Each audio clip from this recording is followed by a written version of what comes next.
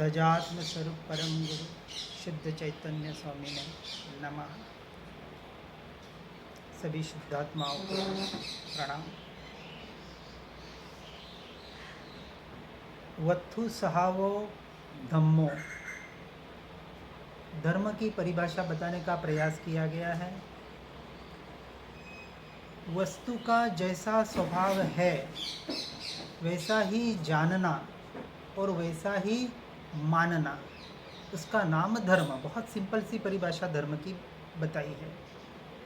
अब वस्तु किसे कहा? एक अपेक्षा से वस्तु भी कहते हैं या उसे द्रव्य भी कहा जाता है पारिभाषिक शब्दों में। यहाँ मुख्यतः से हम दो वस्तु या दो द्रव्य की बात करेंगे, चेतन और अचेतन, या जीव और जड़।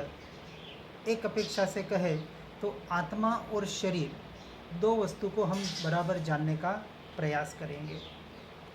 इन दो वस्तु का जैसा स्वभाव है वैसा जानना और वैसा मानना, इसका नाम धर्म।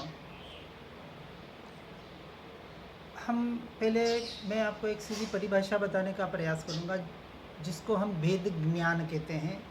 भेद ज्ञान से भेद विज्ञान। आज दिन तक हमने मन वचन काया के परिणमन को, यानी इनकी क्रियाओं को अपना स्वभाव माना था, उसमें ही मैं और मेरापना किया था। कि जबकि हम कह रहे हैं कि यहाँ दो वस्तु है, एक जीव तत्व जिसे हम आत्मा कहते हैं और एक जड़ तत्व जिसको हम व्यवहार से शरीर कहते हैं या मन वचन काया कहते हैं। दोनों का स्वभाव है और दोनों की क्रिया अलग अलग चल रही है। मन वचन काया की क्रिया तो हम सबको पता है, जिसमें हमने मिथ्यात्व की वजह से, अज्ञानता की वजह से एकत्व करके उसमें मैं और मेरापना स्थापित किया है। अब वहीं से उसको हटाकर मैं और मेरापना अपने जीव में, यानी अपने आत्मा में स्थापित करने का कैसे प्रयास किया जाता है, इसका हम थोड़ा प्रैक्टिकली बताएंगे। दो प्रकार से कथन किया जाता है। एक को कहा जाता है उपदेश बोध और एक को कहा जाता है सिद्धांत बोध। जो व्यवहार के दृष्टि से जनरल से समझाया जाता है प्रारंभिक अवस्था में, उसे उपदेश कहा। और उपदेश के माध्यम से जब तक जीवन में वैराग्य नहीं आता है, संसार के प्रति का अनासक्त भाव नहीं आता है, तब तक वास्तविक अध्यात्म अपने जीवन में प्रकट नहीं हो पाता है। हम जिस सिद्धांत की यहाँ बात करने का प्रयास करेंगे वो एक अपेक्षा से अध्यात्म का विषय है। अध्यात्म का यानी आत्मा का। अध्यात्म शब्द ही कहता है अधि आत्म, आत्मा के अधीन होने का मार्ग, वो अध्यात्म। तो जो व्यवहार से हम सारा बाहर एक धर्म के नाम पे जो भी क्रियाएं कर रहे हैं, उससे हट के ये मार्ग बताने का, समझने का हम यहाँ प्रयास करेंगे। इसको हम चार दृष्टि से कहने का प्रयास करते हैं। बाहर की क्रिया नहीं, यहाँ अब हम आत्मा की क्रिया, आत्मा की यानी मेरी क्रिया। आज दिन तक हमने अपने आप को मैं और मेरा नहीं माना, तो उसको हम कैसे मान सकते हैं? जिसको व्यवहार से जनरल से कहा जाता है आत्मा का स्वभाव, यानी मेरा स्वभाव ज्ञाता दृष्टा भाव में रहना, साक्षी भाव में रहना, इतना मात्र है और कुछ नहीं है। ज्ञाता दृष्टा, जिसको हिंदी में देखना और जानना कहा जाता है, जिसको गुजराती में જોવું અને જાણવું એટલું કહેવામાં આવે છે। अब इसको चार प्रकार से कैसे, कोई प्रकार नहीं है, सिर्फ समझने के लिए अपेक्षा से भेद करके हम समझाने का प्रयास करते हैं। एक है दृष्टा दृष्टा भाव, दूसरा होता है दृष्टा ज्ञाता भाव, तीसरा होता है ज्ञाता दृष्टा भाव, और चौथा हम बताएंगे ज्ञाता ज्ञाता भाव। भेद कुछ नहीं है, सिर्फ एक अपेक्षा से कहने का प्रयास किया। जब हमने जाना कि मैं आत्मा हूँ, मैं शरीर नहीं हूँ, तो अब मैं मेरी क्रिया करूँ ना। शरीर की मन वचन काया की क्रिया हो रही है और ये क्रिया कर्म के उदय से हो रही है। उसका न तो मैं आत्मा करता हूँ, न मैं उसका भोगता हूँ। आज दिन तक इस पर की यानी इस जड़ की क्रिया को मैं और मेरी मान के अज्ञानता से कर्म का बंध करके अनादिकाल से मैं 84 लाख योनियों में भव भ्रमण कर रहा हूँ। यहाँ मैं यानी कौन? आत्मा। आत्मा। ठीक है ना। यहाँ जहाँ भी अब मैं और मेरे की हम बात करेंगे वहाँ आत्मा को समझना है, क्योंकि उसमें हमको एकत्व करना है। तो पहले अपेक्षा से कहा दृष्टा दृष्टा भाव, आत्मा का स्वभाव। जब मैंने जाना कि मैं आत्मा हूँ, मेरा गुणधर्म मात्र देखना और जानना है, कुछ करना ये मेरा स्वभाव नहीं है। तो पहली स्टेज में हम एक अभ्यास देते हैं। यहाँ हम सीधी एक पहले प्रैक्टिकल की बात करेंगे कि प्रैक्टिकल हम कैसे कर सकते हैं, जिसका हमें निरंतर विचार करना है। दृष्टा दृष्टा भाव का मतलब होता है कि मैं आत्मा देखने जानने वाला मात्र हूँ। ये जब सुना और समझा तो एक अभ्यास किया जाता है विचार के माध्यम से, मन के माध्यम से, कि जैसे कोई वस्तु हमारे सामने है, अब वो वस्तु को मैं देखने और जानने वाला हूँ।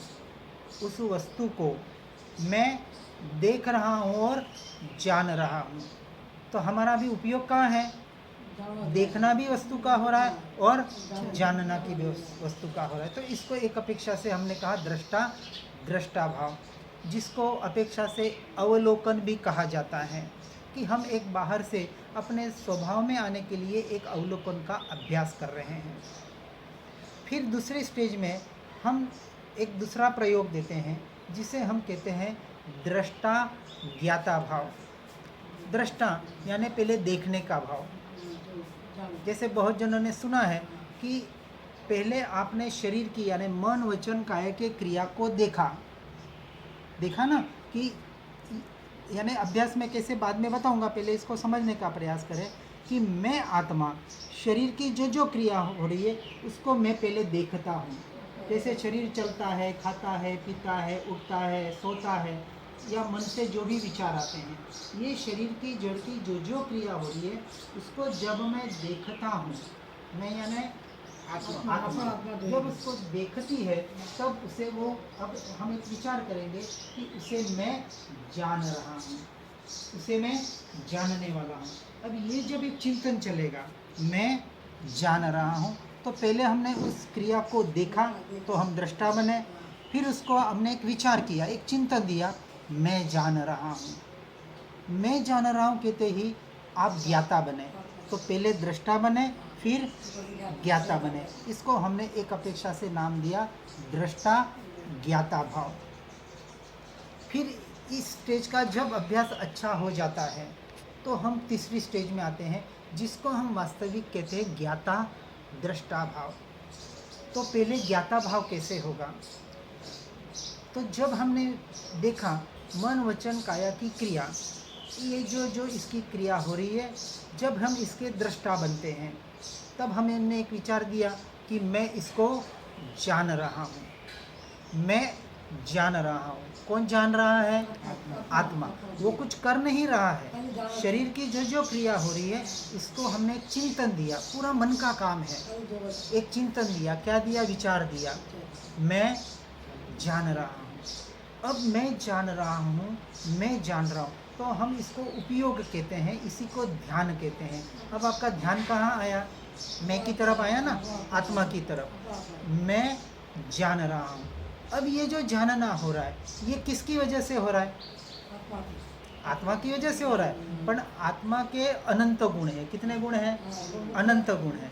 वो अनंत गुण से तो आत्मा जानता नहीं है, तो किससे जानता है? तो कहते हैं आत्मा का एक मुख्य गुण है जिसे हम कहते हैं ज्ञान गुण।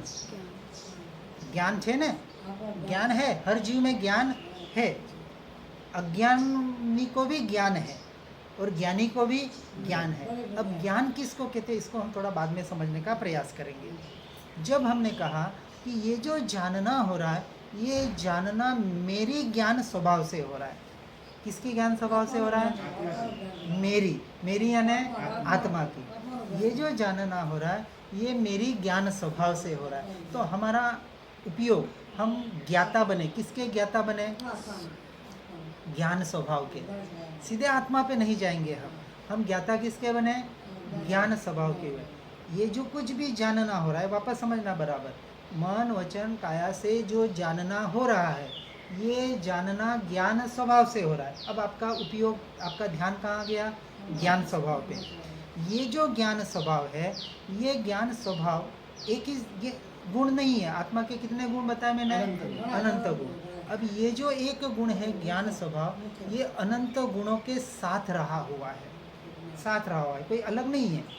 ये ज्ञान गुण, यही वो अनंत गुणों के जो साथ रहा हुआ है, वही मैं हूँ। अब हमने एक चिंतन किया, क्या किया? वही मैं हूँ। अब यहाँ मैं यानी कौन? आत्मा। अब ज्ञान गुण से भी आप हट गए। जो आत्मा अनंत गुण में है, अखंड है, एक रूप है, ध्रुव तत्व है, ऐसे तत्व की तरफ आपकी दृष्टि गई। दृष्टि गई ना, तो अब आप दृष्टा बने। किसके दृष्टा बने? आत्मा के दृष्टा बने। तो पहले ज्ञाता बने ज्ञान स्वभाव के, फिर दृष्टा बने आत्मा के, स्वयं के। यही मैं हूँ। अब ये मैंपना अपने कहाँ स्थिर किया हमने? आत्मा में। तो पहले ज्ञाता बने, फिर दृष्टा बने। अब ये पूरा काम अंदर ही हुआ। अब यहाँ बाहर का कोई भी किसी भी वस्तु की जरूरत नहीं है, न किसी शरीर की क्रिया की जरूरत है, न किसी बाहर की वस्तु की जरूरत है, क्योंकि आपका भीतर ही काम हो रहा है। ये जो जानना हो रहा है, ये मेरा ज्ञान स्वभाव। आपने आँख बंद कर दी तो आपका उपयोग कहाँ गया? भीतर गया। ये जो जानना हो रहा है, ये मेरे ज्ञान स्वभाव से हो रहा है। अब आप पूरे उस ज्ञान स्वभाव को जानने का प्रयास करेंगे। ऐसा शरीराकार, ये जो आत्मा, यही मैं। तो अपने मैंपना आपने कहाँ स्थापित किया? आत्मा में किया।